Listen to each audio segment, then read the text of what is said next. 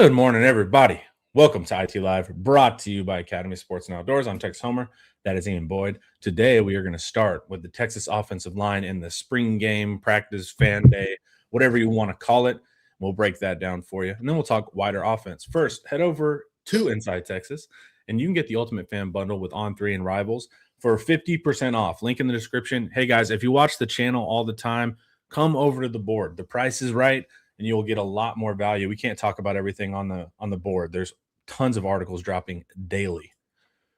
All right, Ian, let us begin with the offensive line.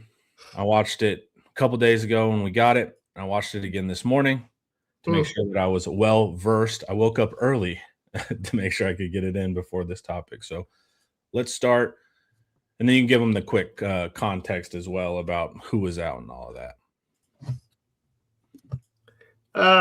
Quick context. Texas has three guys that have played tackle, offensive tackle, at a SEC level in college football games. None of those three guys played tackle in the spring game. Those three are Trevor Gooseby, Melvin Siani, and Brandon Baker. Brandon Baker played a lot. Mm-hmm. You remember when we were like, they were like, oh, Baker's going to play left tackle in the spring.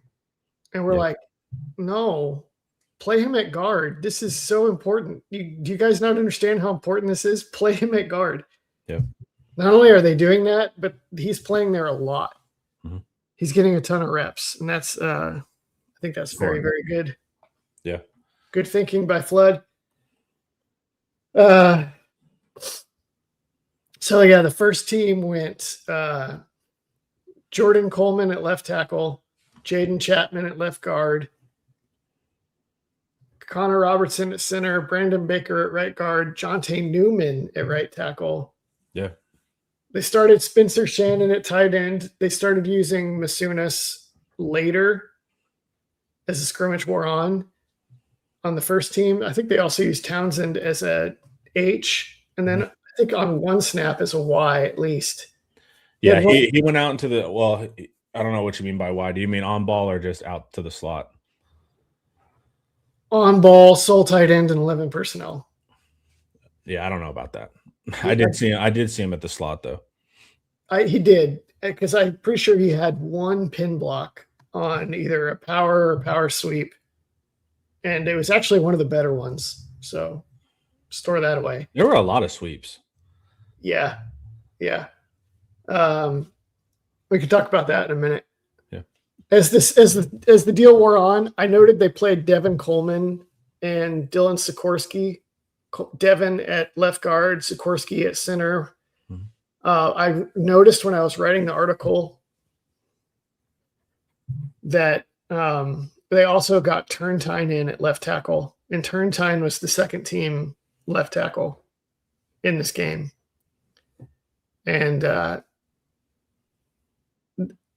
Connor, as soon as he's big enough, he's going to be very good.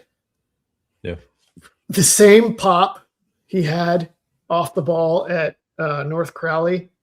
If you go watch North Crowley when they won the championship or last year, anytime they ran the ball to his side of the line of scrimmage, the line of the scrimmage was getting washed backwards by Turntine. Like immediate power out of his hips. And so I was like, that's the guy you recruit. When you see that, it's like, well, he's only 250. It's like he's already more powerful than most 300-pounders at 250. This is a sure thing. He's not 250 still, is he? I thought he packed it on. No. But and North Crowley. North Crowley, yeah. When somebody's that naturally powerful, then their upside and strength and size is going to be off the charts. It's a sure thing. And it's like, well, he's only 6'3.5" or 6'4". He's not 6'5". Shut up. Right. Don't stop talking. Yep. So Turntine, he's going to be great. I don't know about you. I actually kind of liked everyone I saw except for the walk-ons. Relative to where I expected to see. Okay. I was encouraged by everything I saw. Take it away. I wasn't encouraged by everything I saw. I ended up, for the most part, on my second rewatch, watching center and right guard. That was a majority of what I was doing because those are the projected starters or can fight for starting. That was the big thing. We still don't have the push or the oomph. Like, it's just the line doesn't move forward really at all, and so that's something that's kind of worrying. Why is that worrying? Because offensive line should be able to be stronger than defensive line sometimes. I know you're calculating in. I know what Flood's offensive lines are, but it's still just like, man, this is baked in, Connor. I know it's baked in, and I have to become more reasonable in that regard. But still, it's like, we got they're lifting heavy off-season stuff, and there wasn't any forward motion, and to only have one plane of offensive running, I'd prefer to be multi-dimensional there. So we still didn't really have that pop at all, or really the ability to run inside. I think there was one that we actually had that was good, and Michael Terry got tripped up right in the hole. And that guy is not right. He's not it. That was the only one I saw that I was like, "Oh, this is a nice inside run," and then he tripped or got tripped up. So I honestly, I think Jet Walker and Derek Cooper. I'm getting a repeat from you on my voice. Jet Walker and Derek Cooper, I think, are going to be ahead of Michael Terry in the season. Are you hearing? So you're hearing yourself twice, or you're hearing me twice? I was hearing myself twice, but it stopped. Okay, cool. I turned down my computer volume, so maybe that'll help you. Probably. So that was the thing. There's a few times, well, but I just don't think he's not a power back. I've never believed it. Yeah, I watched him at Alamo Heights, and I was like, this is not a power back. He's just a big athlete. Yeah, he just doesn't really move like that. He runs kind of high up and very straightforward. Yeah, he's 6'3". Yeah. I mean, he might be like little Jordan Humphrey. That's what I've said. I was on the show yesterday being like, dude, he's like the slot machine that Eric talks about. Like, I would love him in the slot. Or if you want to do running backs with him, like get into empty sets and put him in the slot. But that was the good inside run I saw. I didn't really see much. Oh, well, Cooper's run in the red zone was actually well blocked. And he was able to get there. So I saw two. And but still, I mourn that a little bit. Ralik is promising there. If you can get him off his feet, he's small, right? So you'll put him wherever you want. But you have to get him first. And he's built like, he is so thick.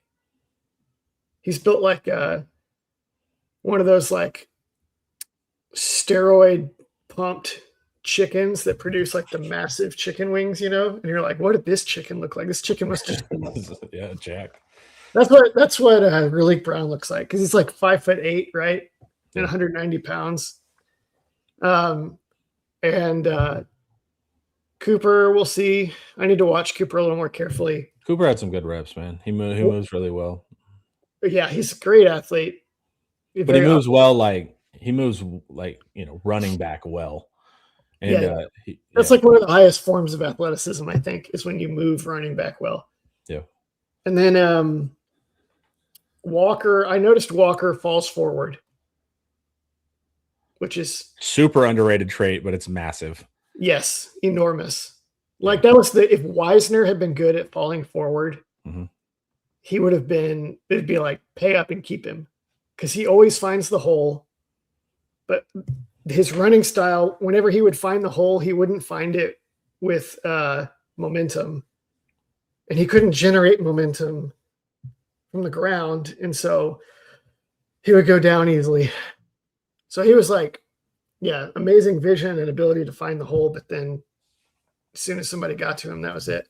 Walker, I don't know if Walker has that same feel as Wisner or not. We'll see. He's still young. But yeah, he falls forward. Well, I hope all of them have that feel of Wisner. Wisner was great. That was his superpower, if he had one, was his reading ability. Checkdowns. I think checkdowns was another. Yeah, checkdowns was another. Yeah, he was still good.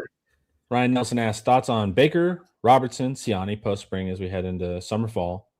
Less or more concerned / optimistic? Ian, you can Take it away, man. Let's see here. What did you think of did you have any other thoughts on Baker plus Robertson? So For some Baker had a couple of moments in pass where he got walked right back into KJ. I mean, that was the whole offensive line, but I was trying to pay attention to starters. I still have questions on his strength. I have no questions on his athleticism. When he did make good run game blocks, so a lot of the time he wasn't in the ones that I was paying attention to. He didn't have a guy over him. So it would be some type of shade or whatever. And so he was working with guys a lot. So that gave him the ability to get momentum. And if you can let him get a couple steps because he is athletic, I thought he was really secure on his blocks. Now, as far as like whenever someone did go heads up or shade him, I didn't think he was very strong in that regard. So I just need to see more strength from Baker. I don't question the athleticism. I just want to see guard strength. That's my thoughts on Baker. And Robertson? So the same. Well, the same too. There was a really bad rep where Robertson got walked like 7 yards back. And it's just like didn't have the ability to anchor, which is like in pass protection, and you have to be able to plant and stop giving up grounds. He was just getting back-footed the whole time there. So strength concerns there. And I told you before the show, and someone even pointed it out. I think it was Ryan Nelson again, I think. I bet Sikorsky at center is better than Robertson. I was telling that Ian before the show that I think Sikorsky might be the better center. And I just saw a few drives in one practice, right? So I can't go straight to the press about it. But if you notice, the offense scored more when that combination was in with Sikorsky. Now, that was later in the game, right? So maybe Sark was figuring out something on Muschamp. KJ gets more comfortable. Well, and the defense subbed in backups. Right. And so there's a ton of variables there. So I can't just say Sikorsky equals touchdowns. But I thought he was stronger. He's a little slower on the pool. But some of those times where he looked slower on the pool, it's because whoever was leading him, the tackle or whatever on a pool, also wasn't going fast. So he was kind of being slowed down. Sikorsky? Yeah, Sikorsky. I'll tell you what it was. It's that the tight ends were getting planted in the backfield. Dude, the edges were like – it was like they were enveloping the line. The edges were just like crushing things in. IDL looked great, but Jet told me yesterday on a show that's going to come out at noon. He's like, dude, the reason why the interior looks so great is because the edges were just crushing the pocket in, no matter if it was a run or not. But just from that practice, man, I thought Sikorsky looked more promising, and of course he has more ceiling because he's a younger player. But one practice. Interesting. Well, Sikorsky is just a naturally bigger guy than Robertson. Robertson's one of those like wake up and slam peanut butter sandwiches to maintain 300 kind of builds. Yeah, as soon as he's done with football, he's going to slim down immediately to a good weight. Yeah, you see those O linemen in the NFL get to like really healthy, good looking weights as soon as they quit playing. Like Eichard on the Eichard and Lehman show. Mm-hmm. Yeah, I've been checking out a little bit recently to try to catch up on Oklahoma. Those guys do a great job. They refuse to put their spring game on television, much like Texas. Yep. And none of their fans seem to have been enterprising enough to film it for us. So, Bobby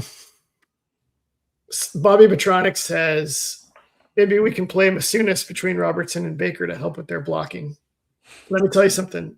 Masunis is the better blocker between him and Shannon, and I don't think it's that close. But Masunis is not strong enough to do that. Which is a bummer, dude, because and I heard that too from Paul, I think. Yeah, I did a show with Paul. And I was like, damn, because in the Michigan State tape, he was inline blocking duo well. And so I was like, he's okay in this too. He is, but that's where I was like, I think he can do it, but I really didn't see enough too of Masunis, but that'll be a bummer. Well, it was mostly Shannon.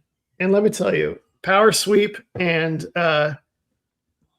power and duo were all pretty iffy when Shannon was going up against these cats.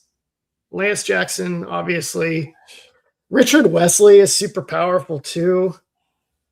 They're all big. I mean, You Carlton. looked concerned when you said that. I mean, it's an embarrassment of riches, dude, at that position. Like, it's wild. yeah, they couldn't do anything. But Here's also, they another. were doing a ton of pull protection, if you noticed that in the past game. So it's telling me that like they really want to be counter heavy, right? Because they're making sure their protections look like counter runs and power runs. So Well, to Sark me, loves pull protection, so I don't. yeah, but I think with the mix of like the amount of sweeps we saw and those kind of things, I think that is what they're gonna. Even though we keep hearing outside zone, it feels like they're marrying that realm with the pass game more. They're doing what they've been doing for 6 years. No, I think it was no, they didn't pull at that level. It seemed like every damn play they were pulling someone in the pass. Now, did it work? No, because they were like, oh, They did. They always do that. You're not at that rate, Ian. Is what I'm trying. I'm trying to provide nuance. No, there's no nuance. I know you are not a fan of nuance. Anytime they have anybody that can remotely do it, they do it a ton. Yeah, they did it with Hayden Connor, pulled all the live long day. But the problem was sometimes they didn't do it as much last year because their guards were an abomination. But some of the problems were the interior guys were getting in the backfield so fast. The guy that was trying to do pull protection got stuck, and so then you just get two gaps open. And so that was an issue because guys were getting through no problem. There were plays I was sending where three guys were winning individually in the pass rush, and it made God bless KJ Lacey. He handled that with absolute poise. He's a dude. He's a dude, man. Like he was confident. And like, people were saying like, well, he ran a lot. It's like, no, he really didn't run a lot. Like he ran when it made total sense. I never was like, hey, you got flighty. But he stepped up a ton. And like I said, there were guys in his face often. And there would have been, if it was a real practice, there would have been 8 sacks. And so I try to mark that as what would have been a sack that we didn't see a sack with. So, but once again, a lot of that times it was non-starter, so I didn't really grade for that. Another factor for the interior, both in terms of struggling to execute pull protections or getting walked back into the quarterback or not getting movement, is that I'm just going to give Becton credit for this because we dog on him all the time. So I'll let him give this one. Gaffrard looks awesome. He looks great. Hero Canoe is still Hero Canoe, which is like one of the best defensive tackles in the country. I think it's possible that our good friend Paul misidentified Myron Charles as Hero Canoe because it's like 93 and 33. Yeah.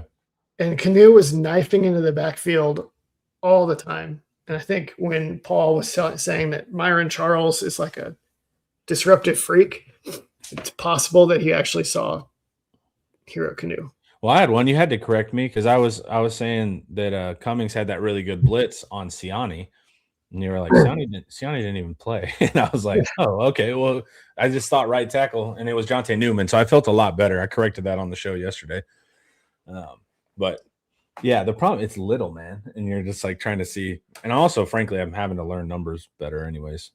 When you think the offensive line did get beat up pretty good for sure. But when you think about the matchups and in the context, it could have been so much worse. I agree. And I actually want to talk about some things positive that I did see in pass protection. But before we do that, Ian, let's hear a word from Academy. Oh, it's an auto worm bite, turns out. Giant. Oh, it's a giant. It's a giant, so. It's a giant! Oh, it's a giant! It's a giant! People are getting very mad at the screaming on that ad now, but I can just imagine they're like washing the dishes, listening to the podcast version, and it freaks them out. So the first blitz that Biles runs, there were 2 where they went right through. I mean, untouched. One of them was on Baker, and then one of them was on the right guard, whoever that was at the time. I mean, right through, nobody saw him. No one even looked or thought about getting him. But So I was watching that because that was scary. But I saw more reps of them trading off stunts effectively and in control. Like they knew it was coming and they used the right technique. I saw that more than we had seen it last year. I saw them pick up blitzes besides those two better. So I thought actually, even with all these, so here's the problem. They could pass it off at times and still get beat. I don't know if they're great. Some of these defensive athletes are just better than them. But you give yourself a chance. Correct. And they did that. When you get walked back into the quarterback, and when you get beat, but you have a hand and you're at least like giving the pass rusher a one-way go, right? You give your quarterback a chance to either still make a play or to at least avoid a disaster. Yeah. And they were very consistent about that. Like Chapman barely made it on a pole protection once and had like some chip help from the running back that saved him on I think on Wesley. Wesley just like came downhill, or maybe it was a linebacker blitz. I don't remember, but he barely got there and did it. And then he had one where they fired both linebackers, like I think Cryer and Biles, and they managed to trade the defensive tackle to Jordan Coleman. And then Chapman picks up Biles. And then Biles makes like an insane move in a broom closet. Mm-hmm. He still gets by him to get to the quarterback. But everything else held up okay. So things like that, I was like, they're going to be fine. They're not going to win the Joe Moore Award probably. But they look to me a lot better. And I was very impressed that they were able to do that with Coleman and Newman as the tackles. And both those guys look like they can actually play tackle. If you told me Texas is going to start Jordan Coleman or Jonte Newman next year, I'd be like, no, that's not good.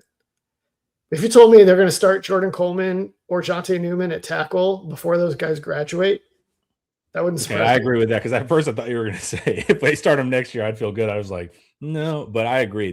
Their future's there. They move right. Maybe next year. I don't know. They might, either of them might also spin inside. Yeah. But everyone on the line, everyone I watched except for the walk-ons looks and moves like what Kyle Flood wants. Yeah. To me, I wrote this in the article. This looks like the first time I think that the line has been filled with guys that are like what Kyle Flood wants. Can be tackles. Big mobile screeners, basically. Yeah. Except for Turntine is not big. But this is Turntine's going to be okay. Yeah. A paradox for all of you to consider. I think Turntine is the most powerful offensive lineman on campus, and he's the lightest. I have to watch him more specifically. Do you ever see those dumb reels? I was like hyper fixated on right guard and center. You ever see those dumb reels with that like Ukrainian powerlifter Anatoly with his mop?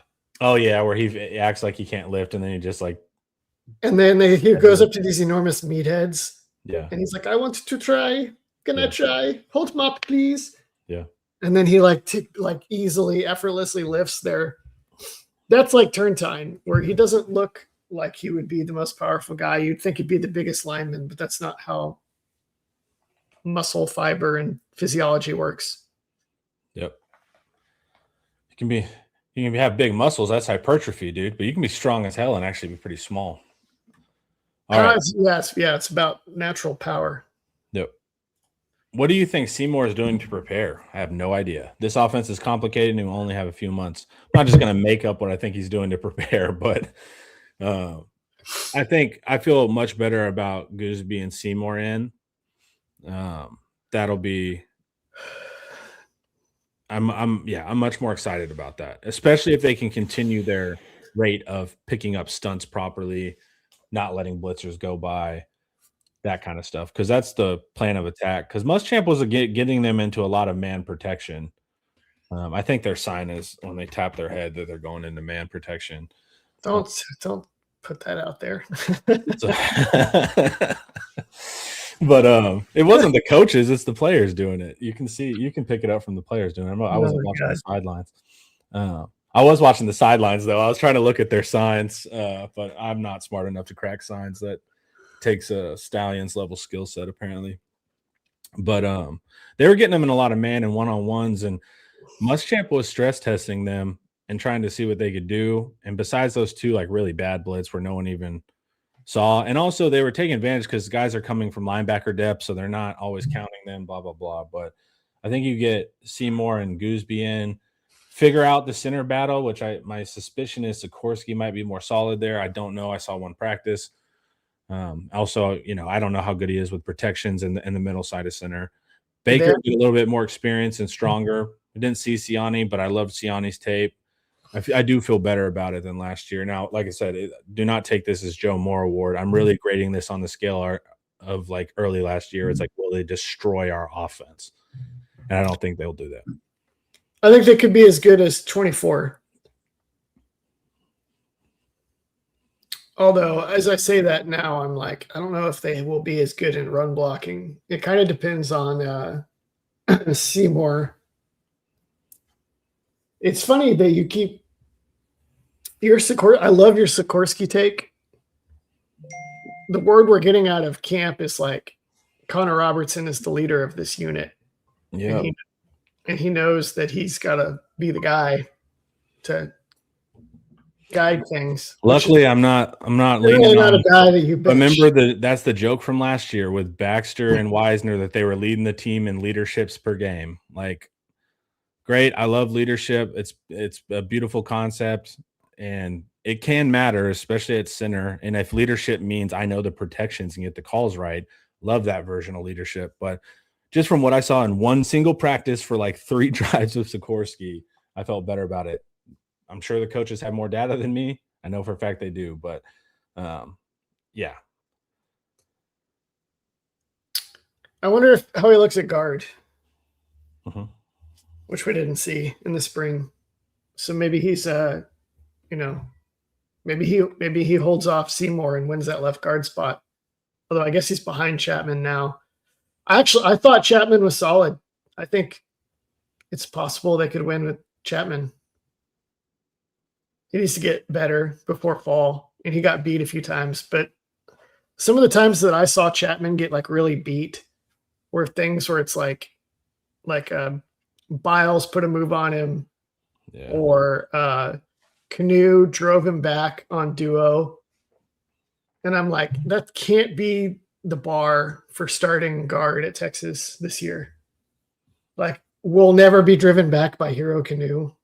Okay, how many teams have a guard for which that's never be? Yeah, that is the murkiness of it, because it's like these guys are getting beat at the edge a lot. And it's like, well, they're second string up against like just rows of NFL talent. So, but it's also like, well, other teams are also going to have NFL talent. This is the SEC. So there's still going to be 2 or 3 games where you have to be able to block good players. So I kind of bounce back and forth. And really, to me, like with our interior defensive line, like a stalemate is a win.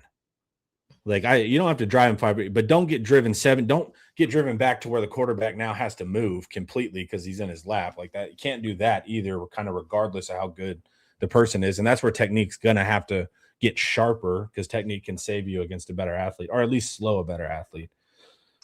But I do agree. It is kind of confusing to be like, I look on the defensive side, I'm like, these are a ton of NFL players. I think Rasheem Biles can get in the first round. I love his game. No. I think he can. No. Because he can play elite safety move. I don't know what you're like tepid on him, and I don't get it. His tape at Pitt was remarkable. Because he played space backer. Yeah, and I think he'll do the same. No, I think the position doesn't exist in the NFL. I don't know. They're blitz whores now. Like most of the linebacker, like the first thing you keep hearing about linebackers now and their traits in the league are like their pass rush, which I think is wrong. Yeah, but they're not. You hear about their pass rush first almost every time now when they're evaluating. If Anthony Hill doesn't go in the first, what are Biles' chances? I don't want to be a heretic, but I I really like Biles' game, is all I'm saying. Yeah, I put to you that there are certain types of player that are awesome in college that do not translate in the NFL. Sure, I agree with that. Like dual threat quarterbacks. I think what Biles is going to put And, on tape is going to ultimately be too enticing. No. I think he has the ability to blitz the edge. He has the ability to blitz interior. He's not blitzing the edge from the edge though. I know, but they can go watch Pitt tape where he does it. The NFL is going to evaluate all of his tape. If you put him, if you tell an NFL tackle that guy is blitzing at you, he will be erased. But you don't. It doesn't have to be that clear. You can force the matchup, so you can do it to where a tight end's involved and stuff like that. You don't have to guarantee that it's a one-on-one with a left tackle. Rasheem Biles is a functioning Harold Perkins. I disagree with that. Harold Perkins could never get to a functional level at inside linebacker. Biles. I agree with you saying that about Harold Perkins. I don't think that's the case for Biles. It's the same dude. Biles is functional enough at inside linebacker that his ability to erase space and rush the passer from off-ball alignments all become value add instead of traps. But he's only so much better than Harold Perkins as an inside linebacker, and the bar from the NFL is much higher still. Sure. He's going to have such incredible play that it's going to be undeniable in athleticism. I disagree with he can't do a thing on a tackle, but I think Rex St. Charles is closest with his size will drop him rounds. That's what I would ding him on. But whenever he drops back like a safety and gets interceptions, all of that stuff, and if you're able to keep him clean and let him chase, which is what we're going to do, he's going to look great there too.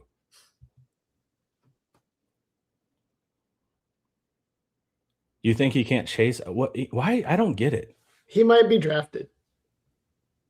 I will agree that Did you say he might be drafted? Yeah, I think he will be drafted. I think there's a good chance of it. Dude, I bet you $20 on the live right now that he's in the first. I won't even go first. I'll go first 3 rounds. What do you mean you won't even go? You just said he might be drafted. That'd be like if I told you I won't even bet 100. I'll bet you $5. I'll bet you 100 that he's in the first 3 rounds. Yeah, this is a Mott and Bailey. You were saying first round. I'll bet you less first round. Yeah, but you just said might be drafted. Like he could be tacked onto the 7th. When did Robert Spillane get drafted? I don't know, man. I did a full breakdown on him. I watched like 7 Pitt games of all 22. I think you're missing something here. I don't know what it is, but every time we've talked Biles, you're always like, I don't know, man. And I just disagree fundamentally. I think he's really special. When he plays against the Rams or the 49ers or the Seahawks or whoever, and they get into like 12 or 21 and they're running duo downhill, what is he doing? That will be the weakness of his game. Okay. I told you, he's pass rusher and good in space. I'm looking at the 26 NFL draft. Round 1. Oh, that's this year. Never mind. Last year there were, let's see here, 1 inside linebacker drafted in the first round. 1. So that's a huge problem for Biles to overcome. Why am I the kind of inside linebacker you draft in the first round? The one that was taken was Jahad Campbell, 6'3", 235, 4.52, 40-yard dash. I think Biles will beat a 4.52. Maybe. But he's not going to do it. Now, what's Biles? What, 6'2", 230? Biles? Yeah. No, he's like 6'1", 215. He's not 215. He's listed at 220, I think. Let's see. I can see what he's listed at. If he's at 220, then he is 215 because they always add. That's what I'm saying. That's what I'm saying. Oh, they don't even list weights on the roster. They don't for him. They do for everybody else. Yeah, which is also not ideal. They also list him at 6. They also list him at 6'1", which is so. Then like take another inch off. He's 220 on Wikipedia. Yeah. I'll relent on first round maybe, but I think it's wild that you're like might get drafted. That's the part that freaks me out about it. No, I think you probably will be drafted. Probably is insane. There's no probably. But this is a rare. He's going to be one of the best linebackers in college football next year. That is not because of chutzpah. Like he's going to be making crazy plays. We're getting totally sidetracked. We're supposed to be talking offensive line here. It's a different game and it's a different positional deal. I get that, but at some level, a guy that can move like a safety, play coverage that incredibly, blitz that effectively, is a rare human being, and the NFL in the business are rare human beings. No, it's not, because you know what the NFL will do? Do you know what the NFL will do? They'll say, "Hey, do you know who else is big and can move like a safety? That 215-pound safety for Clemson, that 210-pound safety over at Western Michigan. If that guy can just add 10, 20 pounds, we're set." Like Tanner Muse, Robert Spears Jennings from Oklahoma, guys like that. Just add a little extra weight, spin down the linebacker, and now all of a sudden you got your Rasheem Biles. And you can find those guys much later in the draft. I don't know, man. I don't think we made much progress here. We clearly have different points of view on Rasheem Biles. We will see. We will see, I guess, when the NFL draft happens, because I think we're both. You're confident that he's going to have success in college, right? Oh yeah. Okay. But he may even have middle ground there. He may even have limiting issues in college, like kind of like how a lot of Texas fans think Ty Anthony Smith was like dominant last year because he makes flashy plays because he's really freaking fast and he was good in coverage. I do think there will be an aspect of that with Biles. I think like once you see like 7 interceptions and 5 sacks, and then we'll watch the all 22 and be like, that guard just ate him up. So I do think that's possible. I've been watching guys like that in the Big 12 for half of my life, and they don't get drafted that high usually. Yeah. All right, Chad. Should we continue on with the show? What's Terrell Bernard doing these days? I have no idea. Terrell Bernard, 6'1", 224, third round pick, 4.59 40, 4.25 shuttle, dominant at Baylor, and starting linebacker for the Buffalo Bills, where he's been pretty good. All right, cool. Terrell Bernard is your best comp for Biles.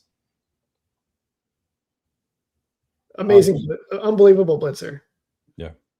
Third round.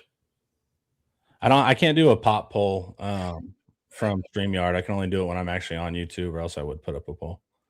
All right, that's enough NFL talk from my Texas football podcast. You've stated the truth here, Nightmare. Did you know it's tomorrow? I was talking with somebody, and he's like, "Tomorrow, NFL draft," and I was like, "Wait, what?" Yeah, I don't honestly, because we don't even have any projected first rounders, so I haven't been super locked in with it, as usual. Snuck up on me. I've been too distracted with flag. Yeah, of course. It was too much flag going on. All right, guys.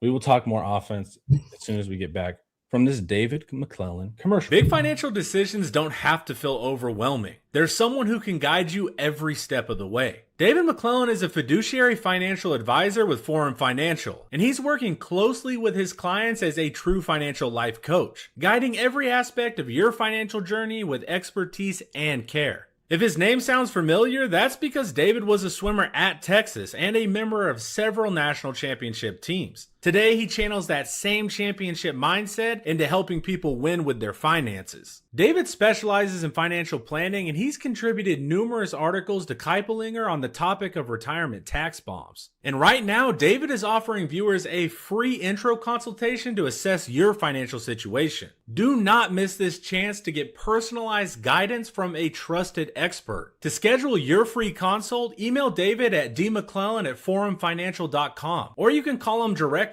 at 312-933-8823. The contact info is in the description. All right, so we went through the run game. We're not going to be great inside runners. We're going to rely from that practice on a lot of sweeps and a lot of pull stuff and then some outside zone.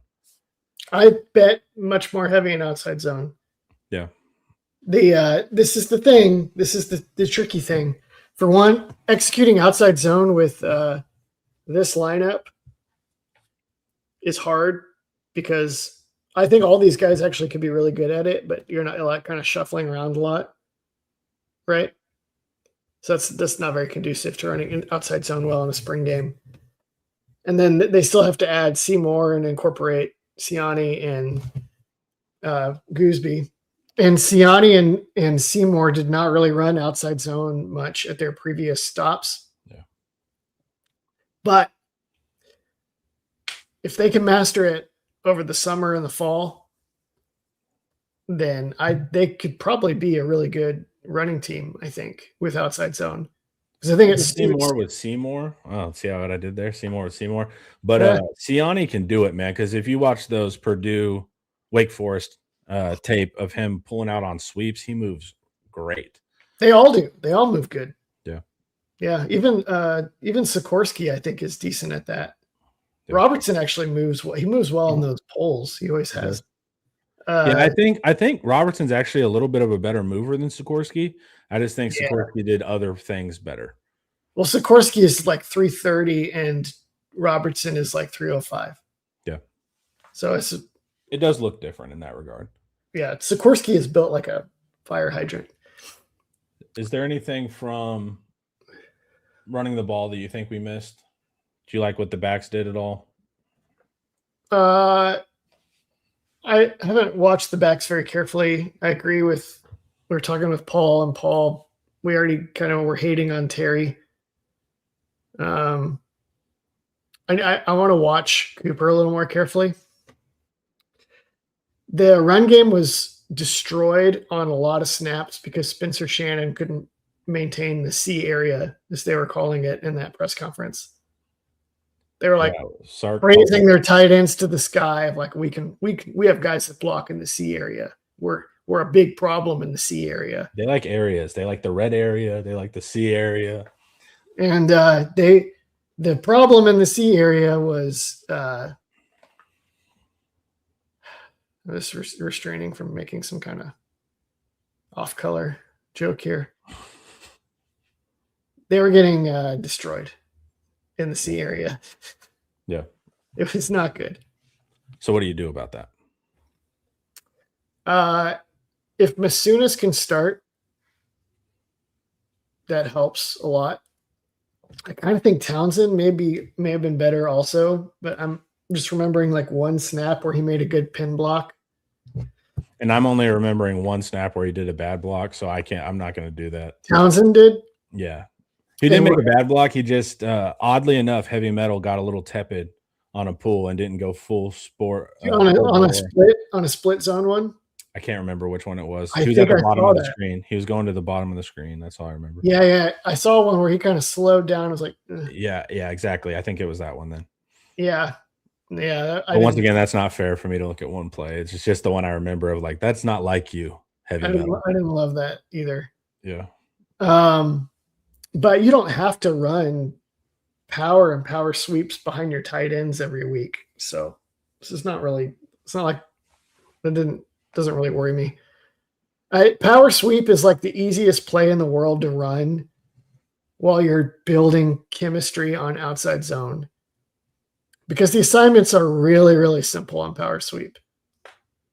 And they also, when they ran it, like sometimes Chapman pulled really well on these, I thought. And if you look at the trajectory of the left guard here, he's like basically kicking out the first defender he finds. And a lot of times that was like a corner. Mm-hmm. And so that tended to go really, really well. And then the pulling center a lot of times had trouble getting to the hole because he'd find so much crap in front of him. But theoretically, his matchup on the free safety was often pretty good too. Like they hit the edge once really well. And then other times they just struggled to get anywhere because they couldn't get past like the jack and the tackle. Also on this, they ran it once with Masunis, and where it went like Masunis was the Y, Turntine was the left tackle. I think Devin Coleman was the left guard, and Sikorsky was the center. Masunis got a good block on the jack. Not like an amazing block, but he didn't let him blow it up. Turntine washed down somebody. Washed him down. Just like it was like back at North Crowley. Coleman looked great, got to the edge, knocked this cornerback out of bounds. And Sikorsky actually got around. I don't think Sikorsky hit anybody, but mostly because I think it was Terry outran him to the edge before he could get to his guy. And Terry made like a 5 or 6 yard gain and then went down at first contact when the free safety got it, something like that. Yeah. A little bit of Baxter to it that I saw a couple of times. Can't be big for no reason, boys. Can't be big for no reason.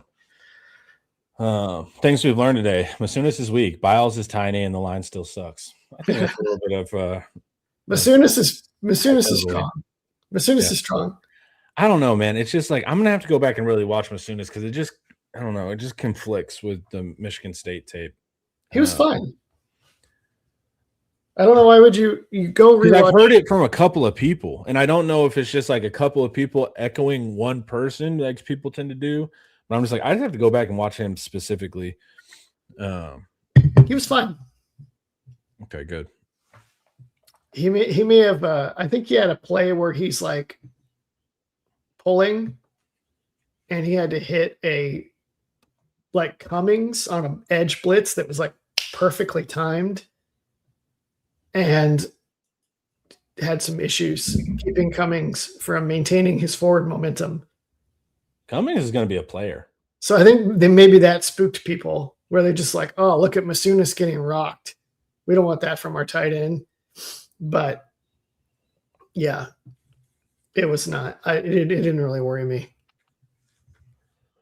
Cummings, we'll save some meat on the bone for other shows, but yeah, I think he's going to be a player. I feel way better about linebacker because they got Cummings. How do you say Okpala? How do you say his name? Oh, yeah, Kosi Okpala. Okpala played some Sam and some inside linebacker, and he looked way better at inside linebacker than I expected. Him and Cummings both had they're like 6'3", 6'4", and so it was like, what are we doing here? We're just accumulating 90s outside linebackers that don't have a position in the modern game. But then they both move really well.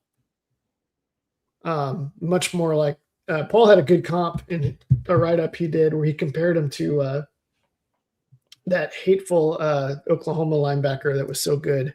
Stutzman? Stanley Stutzman, who was like 6'4". They are much more like Stutzman than they are like a normal 6'4" guy that doesn't really move as well. Okpala, Cummings, and obviously Atkinson. And at times, Atkinson almost looked the least intuitive of the three to me. He had one rep where so either Jackson cheated inside and he wasn't supposed to, but Jets told me that there's a call the linebacker can make, and the linebacker tells the edge to go inside, and then he'll wrap around. Anyways, Lance Jackson goes inside for whether he's right or wrong. He goes inside, and I looked to the linebacker. I was like, "You got to get over the top," and it was Atkinson, and I was like, "He's gonna mess this up because he's young," and he didn't. He got over the top. He did a good job, and he made the play. But that was the one that stuck out to me.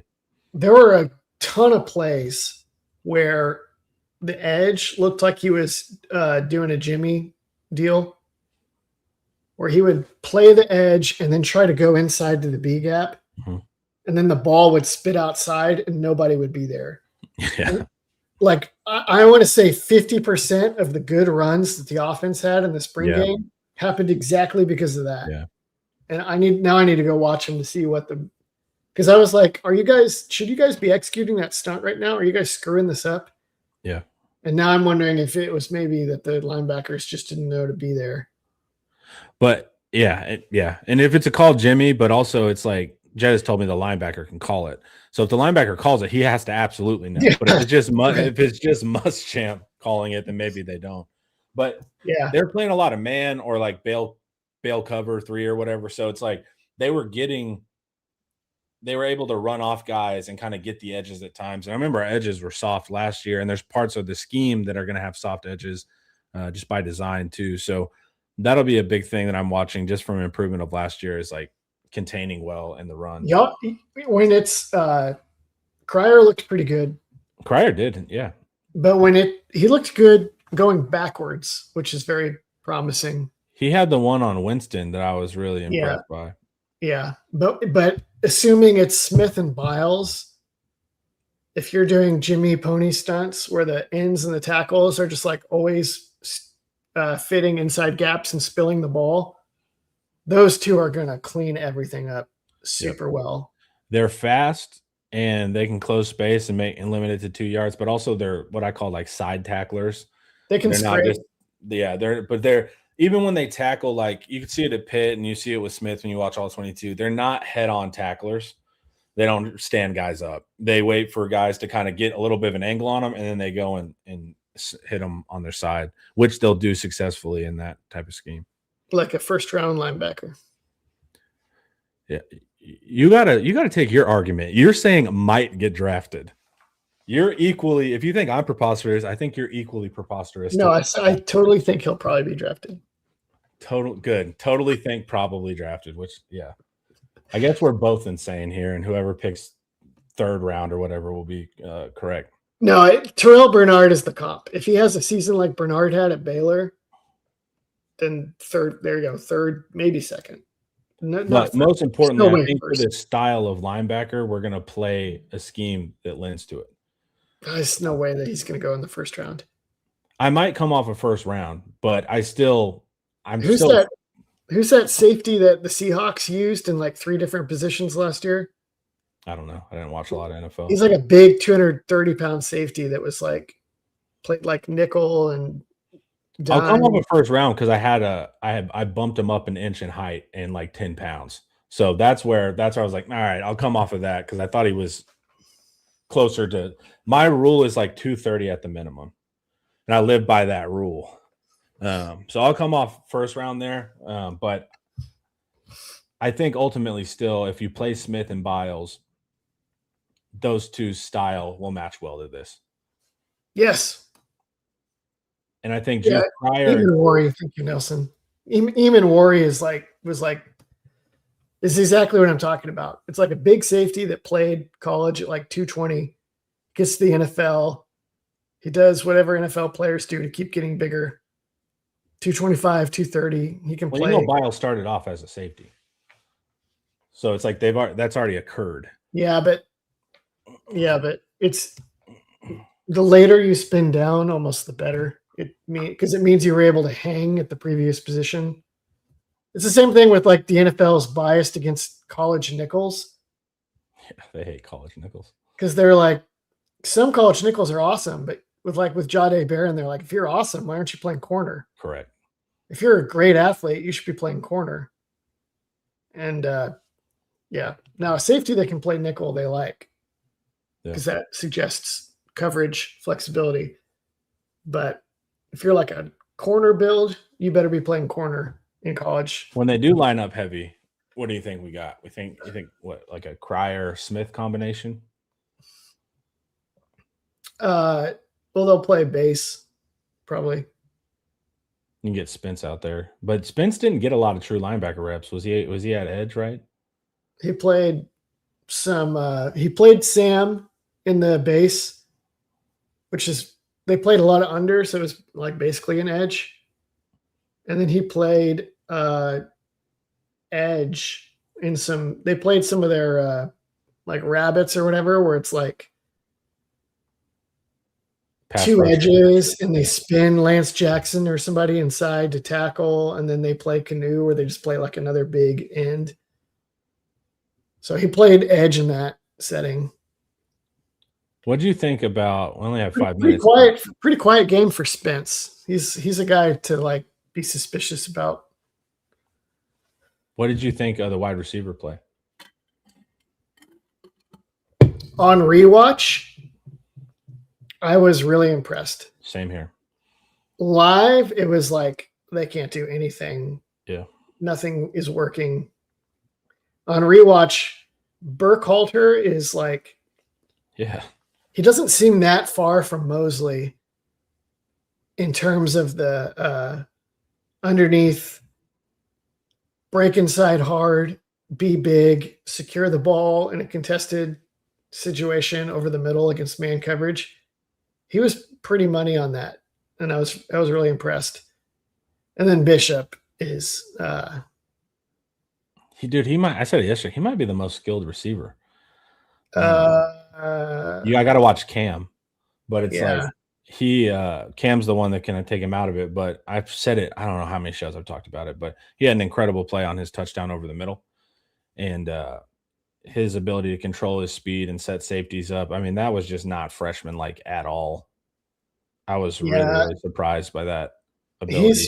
He's much more sophisticated early on than I anticipated. In high school, I watched him and he would be like, he'd like run like the same slant every time. And it was really good. It's extremely hard to stop. Yeah. Maybe he had like a whip route off of it that was also just like impossible. Yeah. But there wasn't a whole lot of variety. And then in the spring game, he was like running the seam at just enough speed. Correct. To like maintain defenders around him, and then like suddenly he would gas it, and then he would gas it as soon as they got close to him. Like, that was very advanced. Yeah, because a lot of those guys just run a 40-meter or a 40-yard like immediately, and he did not do that. And he was setting up players that are a lot older than him and giving them false speed and getting them to bite. And I was like, oh, okay, there's something to this. It's not just he's a flashy athlete. Yeah, he moves like a NFL cornerback. Yeah. Where it's reactive speed. Right. Ryan Nelson asks, Bishop over Wingo, ? Eventually, for sure. I don't really have that much doubt. He's so I've made this reference before of like you have like super athletes that if they have like a pre-programmed movement pattern, they're going to go do it faster than anyone in the world. And then you have athletes that can move fast while reading on the move. Correct. And it doesn't need to be pre-programmed. It can be in the moment in reaction to what's happening in front of them. So that's why like a guy like Luka Doncic is not that fast and really doesn't look fast. And yet he's always moving into open spaces because he has that reactive. Bishop has that Luka Doncic thing. Only he's also very fast. He's also extremely fast. Yeah. So that's the thing, is that it's not just, didn't he run like a crazy 100 meter? Do I have that no right? idea. I've just seen him on tape and been like, hey, nice. His hands are nice too. Like when he caught that ball, it didn't move at all. It was like, so that's what I was impressed by. I mean, he just has a lot of traits of like, just screaming NFL, even though he's a smaller guy. I do not care. I'm finding a absolute garbage 100 meter time from when he was like in middle school. So I don't know. What was he at in middle school? A 12.2 or something. Hey, not bad for middle schoolers when you got little legs. I have no idea what. Because 100 meter doesn't change. The legs do. I really want to know if he ran something later. I'm pulling up his On 3 Rivals page to see if there's a. No, I'm not seeing anything. Nightmare asks, Cam Bishop and Wingo or Cam Bishop and Mosley, which combo is better for us? So after you hopped off when we were done filming the Saturday show, me and Pac just went on the board and drew up trips formations with Cam, Wingo, and Bishop. And then whoever, we would just throw a tight end there at some point just to take away a defender and open these guys. We ultimately came up with Cam to the trips, Cam's to the single side boundary. It's going to be 11 personnel. And then the number 3 would be Wingo. Number 2, we would just put any tight end that exists because we're just trying to kill the nickel off. And then we would put Bishop actually on the outside at the 1 because of how we were plotting against how Georgia would play it. And if you did it that way, you had 3 options of just instant touchdowns with those 3 guys. It was a lot of fun. But we didn't think of – what do you think about the combination with Mosley, who I also like? But Dalen had a good day too. So I think, Mosley's been hurt. He might have to compete. We'll see. I have no idea. Yeah, I'm kind of sad because I feel like somebody really good is going to sit. Same here. I think McCutcheon is a winning player. Mosley has literally won games for Texas. Yep. Coleman is the bell cow.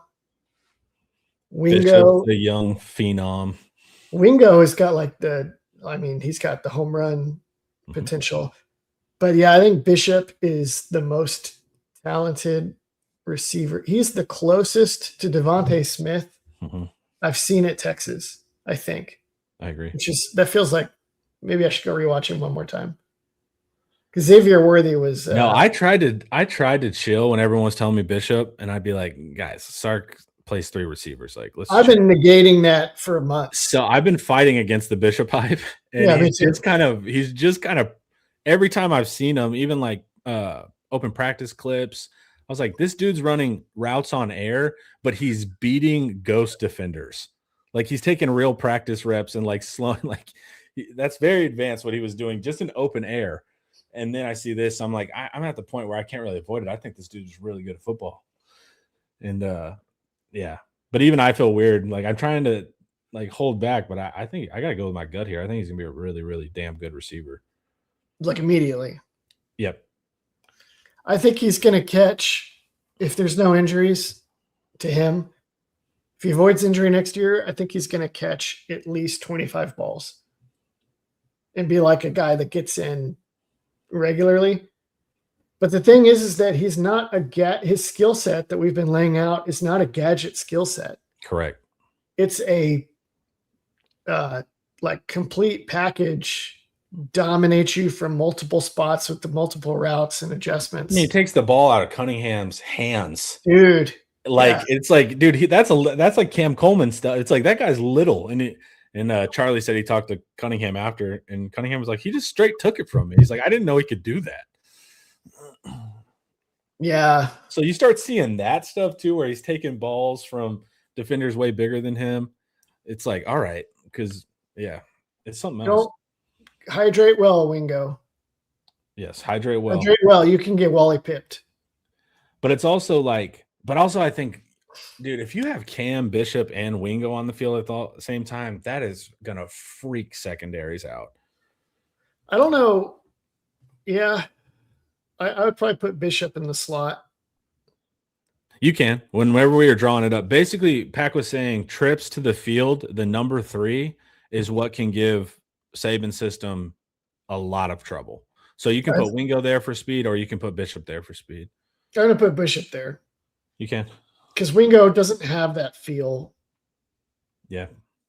So I'm putting Bishop there. Wingo in the slot, I only like for a slot fade. And or bounce out to a screen. Or also blocking. Because Wingo is a really game blocker, actually. Yeah. In a few different deals, or a real simple post. I don't like him there so much. He doesn't have that same feel for defenders in space and getting open in zone and knowing the right timing to downshift and stuff that Bishop obviously has. So I'd rather him. It's exciting, man. Yeah. And also it's the new era of Sark, meaning that if you're a freshman that got paid a lot of money, he wants to see you, which I love. So it's not just Bishop's really good. It's also there's financial incentive to get these guys reps. This makes me feel better about missing Henry, who I watched in Ohio State spring game. And I regret to inform everyone He's good at football. he's very good at football. So, I mean, we tried. He's got a similar deal where he ran a route on like some blue chip freshman corner that Ohio State had.